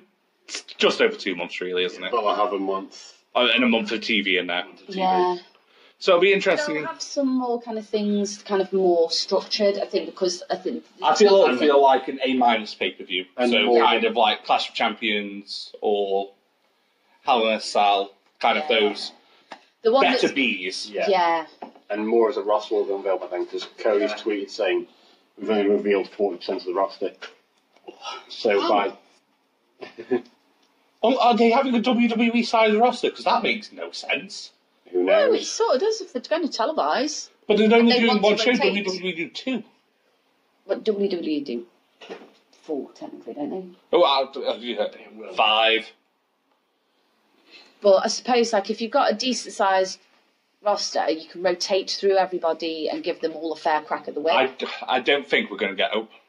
For a while, we're not going to have a episode of AEW TV without at least the majority of the elite. Yeah. I'd say every episode will at least feature 3 or 5. Whether that's the Jacksons not showing up, Cody not showing up, Omega not showing up. They might rotate who doesn't show up, but the majority will show up every week. I think you'll probably get maybe one of them every week. I think you'll get the majority. But you can't have the Jacksons on their own. They can't oversaturate it because we'll stop caring about them and then you can't pull out your big guns for the big shows. Mm. To keep people interested in the pay-per-views moving forward, there does need to be this kind of enticement of you will get all of us together in this big pay-per-view. But I think the weekly roster is going to be more of the rest of the stable. Mm. I think you'll probably see maybe one of the elite every week. And there'll be a couple of promos for the others. And then I meant being on the show. Cody's fine just cutting a promo every week. Yeah. I'll listen to that man talk. He can read bedtime stories. You'll get promos every week, but I don't think we'll physically see them wrestling. I think It'll be interesting to see if they keep the YouTube stuff going when they're on TV. They said they plan to. I think that it's now that ingrained in their day-to-day life that they do it, that it's going to be hard to get out of the habit of doing it. And they've got ideas to keep you going, like they've got sketches and stuff like that for TV. Because the shit that they're doing on the YouTube channel, it's never going to be stuff that they can't do it. I know Cody's isn't really wrestling related, is it? It's just following him and his work. His is more like a daily vlog. Yeah. For his stupidly fancy life. Yeah. But being the elite one, that's a wrestling show. But it's also sort of cheesy and funny and gimmicky and taking the piss and jokes. It's like a Bob Down. Yeah. It's a wrestler's had an idea. The company has backed the idea. Yeah. And they're just kind of funny with it. And they take the piss, and there's running jokes that are never going to be something that they can introduce into the televised shows, because some of the jokes and some of the kind of the stuff they play with on the Being the Elite stuff plays completely against the personalities when they're doing the professional stuff, and that's why it works on the Being the Elite. The stuff where they're kind of taking the piss out of each other and they're just having a joke, and the revival stuff can never get put on AEW's actual televised show. They can't talk about the revival. Because they can't talk about that sort of stuff. And also, they're not going... When the televised shows are going to go out, they're going to be Kenny Omega, and they're going to be the Young Bucks, and they're going to be Cody Rhodes. And they're going to be who they are meant to be. Not when Kenny they're doing Being the Elite, it's Kenny and the Young Bucks, and they're mates goofing off. And you get that from it, and that's why that's funny, and it's why they'll be able to keep it, because it is a separate entity already. So when they start doing the televised stuff, it'll be even more distinctly separate element. It'll be kind of almost like the equivalent of us sat in this room now and other people listening to us. It's their Being the Elite is their version of that. It's them goofing off and sharing some of their personal relationships outside of being at work, whereas the TV show is going to be being at work. The last thing, seeing this podcast has not gone as long as the last one, even though it's gone quite a long time. I think we'll talk about here instead of After All Out. I wanted your opinions on the Elite as a whole. So I know they're a faction that doesn't kind of associate itself as a faction, but I think realistically there's going to be a point we will see all 5 gentlemen in the ring together as a team. I think realistically it's something the fans will want, so they'll do it. I think they might want to do it as well. Yeah, 100%, because they've done it in Japan, so I think they'll do it again. Come this far, you're going to want to show off, like... So, I was talking to a friend about this earlier. So, all 5 of them have been portrayed, so far, as faces. Realistically, that's not going to change in the short term. No. Realistically, only Cody potentially could turn. I think Kenny would make a great heel. Kenny's been a heel, but how he portrays himself with the Young Bucks...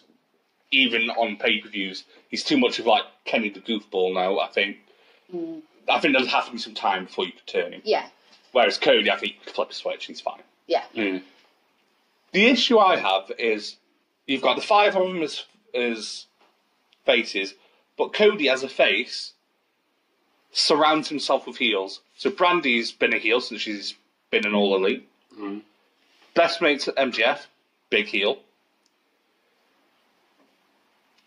In theory, if they did a mixed gender match and put Brandy with one of the Elite, how would that work? Because you're going to have a face with a heel. Should they turn Brandy to be a face? Maybe have Kong turn on Brandy and that's your eventual storyline because she's sick of being ordered around, but then that's sympathetic to Kong. Or is the dynamic fine as it is? I reckon that they'd get away with it, because even though Brandy's strictly speaking not a face, when you put her in with that group of guys, and if they're facing big bads, she's still going to look more of a face than a heel against some fucking monsters. Yeah. I think Brandy is close enough to being a face as a heel to get away with going up against other heels. But yeah, her and Cody are kind of like opposite sides of the same of the line, but very close to the line. Yeah. Brandy toes just heel, Cody toes just face. Just face. and he could easily flip-flop. We've seen him lose his temper. Yeah. Like, he gets hit and he gets up and his face is gone and he loses his shit. So he could be... He's one good kick in the face away from turning. Whereas I think if Brandy's in that glorious position of if the guys all came together to do like a mixed thing and it's them as a faction, like almost Degeneration X-y, she'd be like, don't you fuck with my nan, kind of stuff, and it'd be... And people would get behind would totally get behind it, and you would ignore the fact that you go, wait, they're all faces and she's a heel, this shouldn't work. You disengage from what she's supposed to be, because you'd see her take on a side, not a face. Yeah. She's not changing her personality, she's defending her husband, which is what she's always done. She's been ringside when he's fought people and been bleeding. She's like been at the ring going, you don't have to do this. You don't have to get back up. Like she's there throughout whatever he's doing. So it wouldn't be jarring. She could do it, and there wouldn't be an issue. That's my opinion anyway. Anybody else have any other thoughts? No. Yeah, I think it'd work. I think, especially with someone like Kenny, we saw Kenny sort of not become a heel, but get a little nasty. Yeah, be sort of, what's the word? Anti-hero? No, more like just pissed off that he's not getting redemption. Okay, yeah. He's not able to do what he wants to do for payback. And I think that was a nice little nod that he could one day just go, you know what, fuck this, I'm going to do my own thing when I want to do it, and go full Moxley almost with it. I think that would work. I think Kenny could do that if he's given the time to build up to it, but I don't think it's necessary. If they were going to do a thing as a group, then it would be easier to drop Brandy in as the defensive wife than have to turn everybody fucking heel. I don't know how you turn the Bucks heel as well. You don't. It's not possible. It's to kind of have Hardy syndrome in. Yeah. The one way you would turn the Bucks or Kenny heel is every now and then Cody just drops his little comments in, like, I get paid more than they do. But then you're going to turn them against themselves, and nobody wants You're imploding the group, which is what we're trying to avoid. We're trying to keep them as a 5. Yeah. But if you're going to do anything like that, like... You'd have to get... I reckon the best way of probably doing this is... And they've already semi-planted seeds, which I know I'm going to try not to discuss too much, because this is what's coming up in the next part, because it's an all-out reference. But MJF at the moment, with his best pal in the world, there's a part at the end of the match for All Out where MJF is doing a circle of the ring, getting everybody to cheer, but he pointedly looks down at the chair and he pauses a moment and then he carries on. And it's almost like it's a little subtle seed, and I have a sneaking suspicion that this MJF Cody, that's my best mate thing will implode, and it will implode big, and it will be bad, and it will be nasty. And MJF's mouth would be enough to get the Young Bucks and Kenny to back Cody up and do a heel turn, because they'll want to destroy him. Because MJF has got all the skills he needs to run his mouth to the point where he manages to even turn the Bucks. Like, he could just absolutely destroy them. He could be the one that uses Cody's your fucking boss and you're just all underlings and, you know, you're just there, his little lapdog and you're his little bitch. Yeah. And he could run with that for weeks until at some point they snap. And that's feasible. Yeah. Mm-hmm. If you need any creative writing tips, AW, just let me know. Social media, email. I'm going to say we give our grades and then wrap this episode up. So, Fight for the Fallen, I'm going to give a lowly 2.75. Ooh. Slightly better than average. Nowhere near as good as the other two. I'm going to give it a 3. It was all right, but it doesn't have the grace period that Double or Nothing had, and it didn't have the ongoing gimmick throughout that Fyter Fest had. Fyter Fest had. It was just an out-and-out charity. It was a pay-per-view, and what they put on, whilst it was good, it was sort of like, oh, all right. So I'm giving it a 3. Fair enough. Yeah, I'll go 3.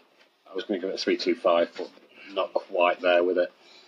Whereas I'd go 3.25. I don't think it was bad enough to go lower for me. I think there was enough glimmers of diamonds and gold in there, but it was just peppered with.